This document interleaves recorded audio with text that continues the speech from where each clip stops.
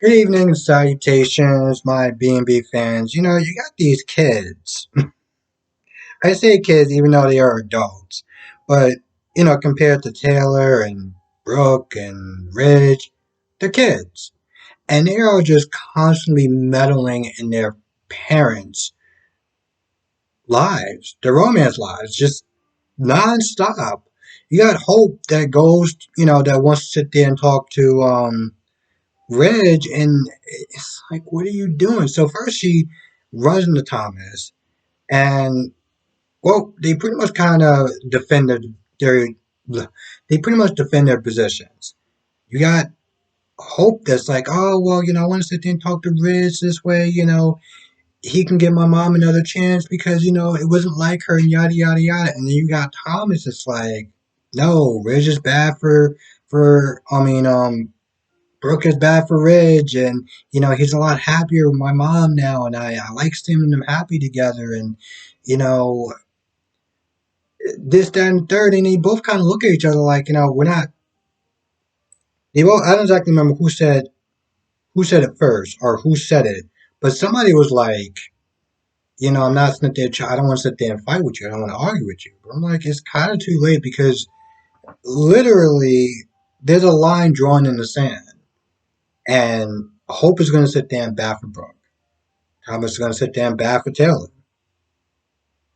and Ridge. So, I mean, there is no easy way of going about this. Um, so after Ridge and Taylor walk downstairs and Steffi's on her merry-go-round of, oh, I'm so happy seeing you together and blah, blah, blah. The same crap that she's been saying for like, I don't know, weeks now. Yeah, she's pretty much saying the same thing. And of course, she couldn't help herself but take another shot at Brooke because, well, why not? Um, so afterwards, Rich gets to the office, and I think Thomas leaves. And Hope starts in with Ridge again. Oh, you got to give my mom another chance. It wasn't like her. You can't sit there and, she made one mistake and it was just a mistake. And it was like, well, first of all, it wasn't just one mistake. She's been making mistakes like that for quite a while. And while, yeah, Ridge is not an innocent. He's not innocent in this. He's made mistakes too. But I'm like, I don't know what the tally is as far as who made the most mistakes, but I'm pretty sure, and I'm just guessing, but I'm pretty sure it's Brooke. Um, so when she's talking about, oh, it was just, one bad night, I was like, no, Hope, it was not just one bad night. Now, the argument is, Hope's saying, I know my mom, you know, um, set you free, because this is something that Ridge was saying to Taylor, oh, well, she set me free. She gave me my freedom. Gave you your free? What? How are you talking about it like that? I understand that she's like, listen, she's doing what's best for you, but to sit there and say giving you your freedom, that just sounds so off. But yeah, they use that word again. Oh, I know my mother, set you free, but, and Ridge was saying, well, she set me free, so she's gonna be okay, and she got you, and she got support system, and just stay away from bad people and stop drinking, and she'll be fine. And Hope was like, is this what you want? Before he was able to answer that, which I really felt like it would have been important that he did answer that. But of course not, because got to be on limbo and everything like that. Before he really got a chance to answer that, Steffi comes in. Steffi isn't having it. Okay, Steffi walked in and was like, "Yo, what are you doing talking to my dad like that?" She walks in, she's like, "Yo, listen, um, Brooke is this, Brooke is that, Brooke is bad. He chose my mom, and the story. More, more or less." So now you got Hope, you got Steffi Smith arguing, you got Ridge in the middle.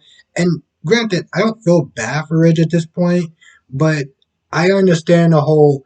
All right, listen. I want you two girls fighting because most of the high, and this is between me and your mom and your mom.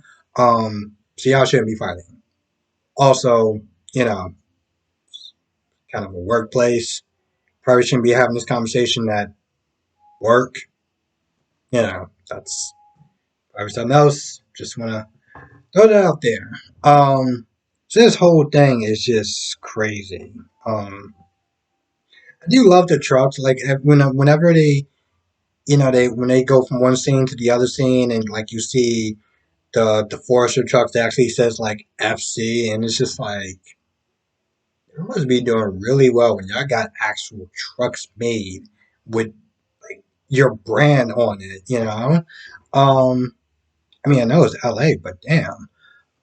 But yeah, so they're arguing in the office while they both work there. All three of them work there. It is amazing. Family company, huh?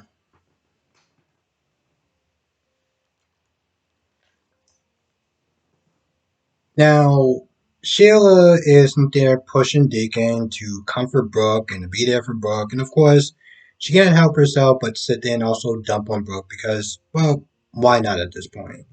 Um, but yeah, they're sitting there talking about it. And, Deacon's like, listen, she's been through a lot. She's been through enough. Like he doesn't want to sit there and kind of add on to her pain. He also sits there and says to Sheila, like, yo, listen, you may think that they're done, but they have a history, and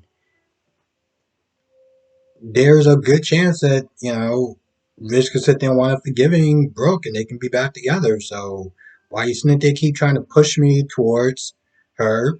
They may be getting back together sooner or later.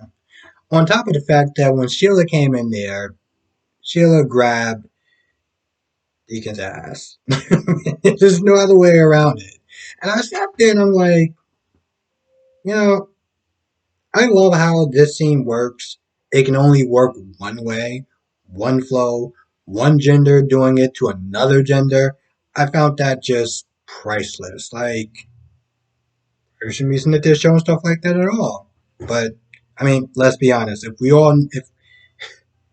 can all admit that if the roles are reversed, and I say this often on this channel sometimes because I like to sit there and just kind of raise my hand and be like, hey, if the roles are reversed, how would everyone feel? I'd be cool with that. I'd be cool with like if Deacon just came in and just grabbed Sheila's ass, just made a bunch of sexual advances and comments to her. That'd be cool. No, but this is cool though, right? I want to make sure that we're on the same page.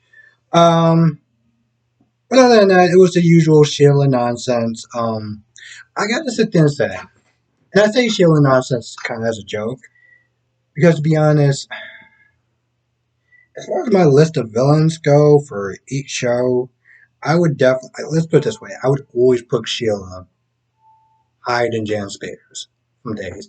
I will always put Sheila, I think I will put damn near anyone above Jan Spears.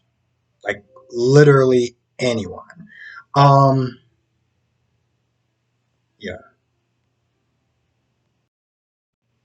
I feel like that's about it for the most part.